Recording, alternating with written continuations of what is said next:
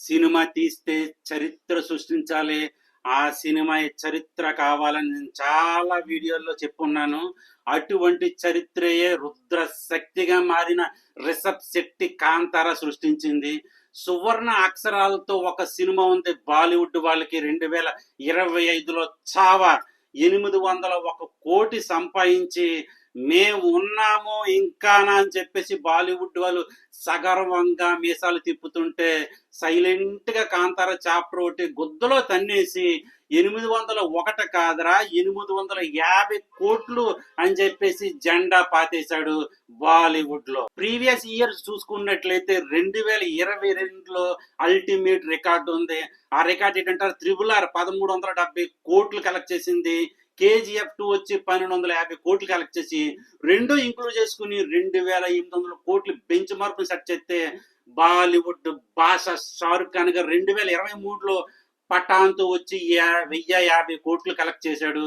అదే 2023లో జవాన్ వచ్చి 1150 కోట్లు కలెక్ట్ చేసి రెండు ఇంక్లూడ్ చేసుకుని 2200 కోట్లు బెంచ్ మార్క్ సెట్ చేసి నా భూతో నా భవిష్యత్తు అని మీసం తిప్పుతుండగా 2024లో రెబల్ స్టార్ ప్రభాస్ విధ్వంసం చేసి వదిలేశాడు.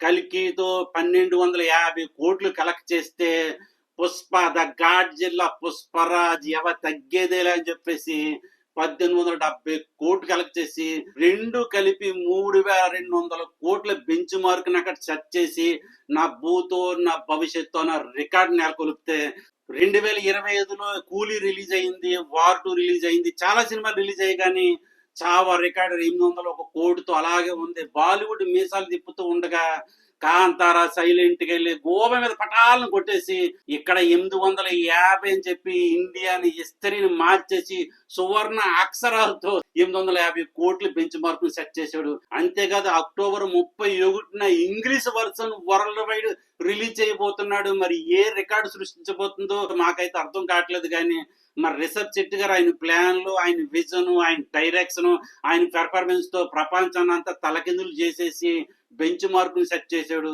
900 కోట్లు ఈజీగా వెళ్ళిపోయే అవకాశం కనపడుతుంది. అంటే 2025లో కాంతార తప్పితే ఇంకో సినిమా కోసం మాట్లాడుకునే అవకాశం లేదు, ఎండ్ అయిపోతుంది కనుక. ఇంకా కాంతారకున్న అడ్వాంటేజ్ ఏంటంటే దీపావళి కూడా కాంతార ఖాతాలో వేసేసుకుంది.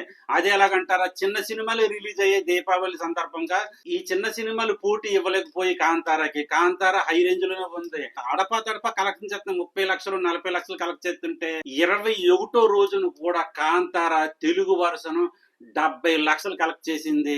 ఇది రియల్ గా అద్భుతం అని చెప్పాలి. రిషబ్ శెట్టికున్న విజన్, ఆయనకున్న ప్యాషన్, ఆయన డైరెక్షన్ మెస్మరైజ్ గా ఉంది అనడంలో ఎటువంటి సందేహం లేదు. సైలెంట్ గానే వచ్చింది కానీ విధ్వంసం చేసి వదిలేసింది. మామూలుగా 100 కోట్లు 200 కోట్లు 300 కోట్లు వెళ్ళినా కష్టపడుతుంటే సినిమాలు ఏకంగా 900 కోట్లు బెంచ్ మార్క్ సెట్ చేసి బాలీవుడ్ కి, టాలీవుడ్ కి, కేరళకి, తమిళకి అన్నిటికీ కలుపుకుని 900 కోట్లు బెంచ్ మార్కులు సెట్ చేసి నా భూతో నా భవిష్యత్తు అన్న రికార్డు నెలకొల్పింది.